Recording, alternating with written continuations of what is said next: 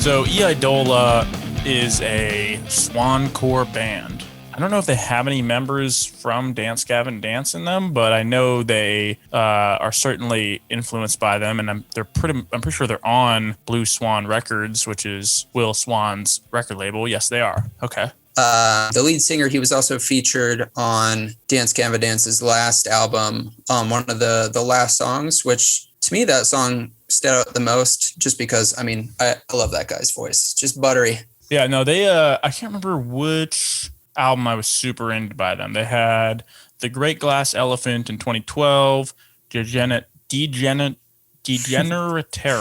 in 2015. It sounds like a disease. I went to the doctor today. They told me I had Degeneratera. It's a violent beehole disease. No. I only have a few days left, and all of my insides about to come out of my asshole. So. To Speak to Listen in 2017. And then The Architect in 2021, which is their upcoming album, which is due out on September 17th. So that's cool. So it's been 4 years. No wonder I've been fiending for some more Eidola. But this album is one that I listen to every 2 months or so. To Speak to Listen. Okay. I'll jam to this album. I'll wake up in the morning, go on a run. If I can't think of something to listen to, this is my go-to. Dang. Okay.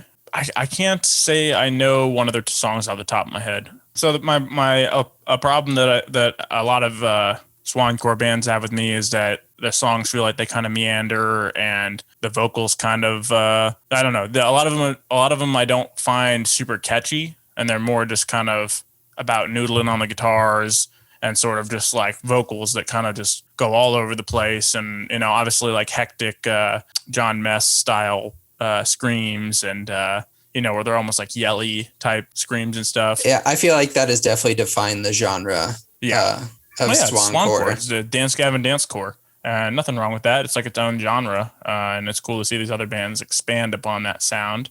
But it doesn't always hit the mark with me because, I don't know, there's a lot of the times there's just not something in the song that I can grab onto. And it's kind of a basic way to look at songs, like, oh, there's not a cool breakdown, or there's not like a catchy hook or something like that. But you also want each part of the song to be impactful. And so, I felt that on some of Dance Gavin Dance's albums. There are like a few songs here and there where like there's a whole section where I'm just kind of tuning out. I might be listening to it while I'm doing something, and then all of a sudden I'm chiming back in on a part that's a little bit more interesting, a little bit more in my face. And so, yeah, I definitely feel that. And some of the soaring vocals that you hear within Swancore, I feel like can be relied on a little bit too heavily at times. Like Johnny Craig, like when he's singing, it's just like, I can't think of I listen to old Dance Gavin Dance, and none of the choruses are catchy to me.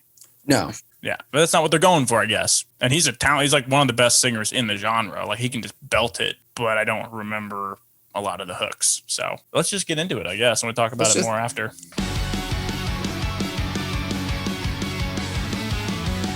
Liking those guitars in the background. I am too. Giving it the drums too. Yeah, distinct personality right off the bat.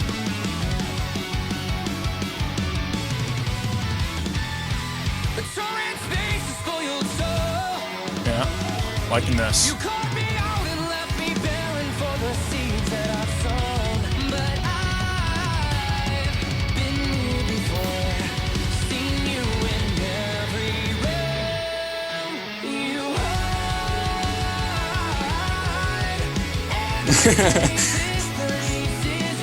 There's that classic pattern by him. Mm-hmm. Very Johnny Craig, very early DGD. Yes. Not the catchiest. Like, I can't remember what he just sang. It's a lot of holding notes and kind of like wavering on notes. And instrumentally, though, top notch. Yeah, I was gonna say that can be forgiven because I do find the instrumental so interesting. Mm-hmm.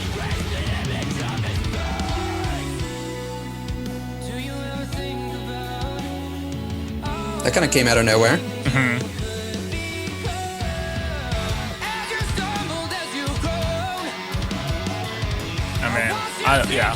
Guitar work I'm loving a lot. Yeah.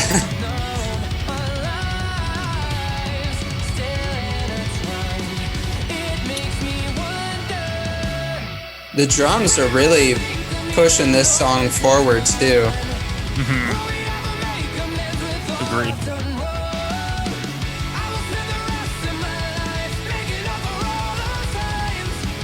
This isn't the chorus again. This is something different. Is it going to go back into the chorus now?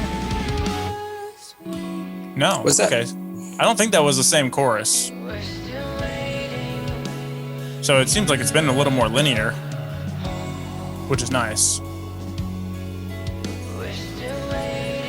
I know that that's something you typically complain about with the metalcore genre in particular. Yeah, just copying and pasting verse, chorus. Could not be more boring. But this has some progression to it. Has some different sections of the song that don't repeat. And you know that this is going to pick back up too. Oh yeah. So I'm curious as about how they're going to do that. Yeah, because we're a little over halfway through.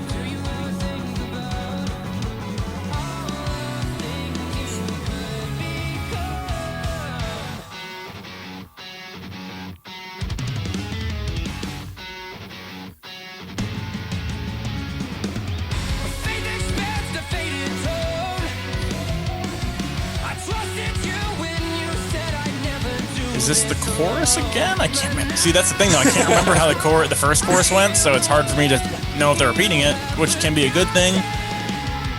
I will say though, that's what keeps me coming back to their music, because I get a little bit confused. I was just like, wait, what just happened? Was that the chorus again? I'm not really sure. Here's the chorus. Okay, this is the chorus, yeah. So that's cool. They had a lot of different sections after the first chorus, including like almost a bridge type section.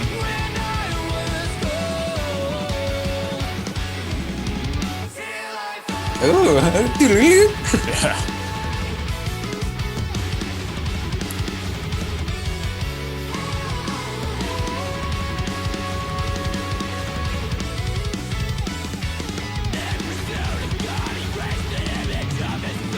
Sounds like exactly like DGD screams.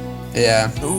I like how it's very intermittent though. They just they put in screams where it's necessary. Not necessarily it's like, oh, well this entire verse needs to be entirely screaming. Yes, it's a little sprinkle. I feel like a lot of bands nowadays don't understand that delicate balance. Gotta hit the screaming quota. Exactly. Well,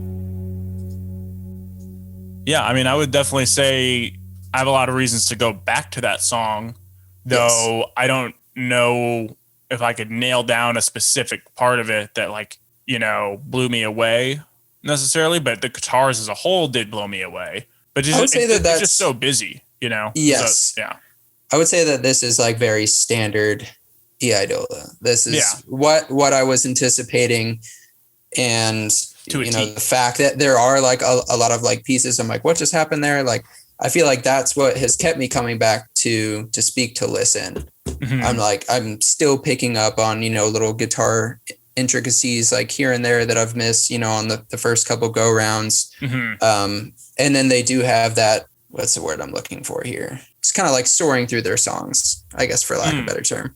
Yeah. It was almost fully linear. They repeated the chorus once, and yeah, I think it worked more to the benefit than the detriment. The sort of unidentifiable sections of the riffage. I don't know. I feel like there's some riffs in like a Dance Gavin Dance song where it's like that's a very like distinct part where they're like doing that riff, but this was more just like a constant all over the place thing, and then they would go into like a slow part, and then they would kind of pick it back up. So yeah, I mean, it's certainly nothing to say negative about it as far as like effort put into the song. I think we can wrap it up. I'm excited for that album. I think the single was good. I thought it was well. Like if I were to order a steak and, it came out well, I'd compare it to the song.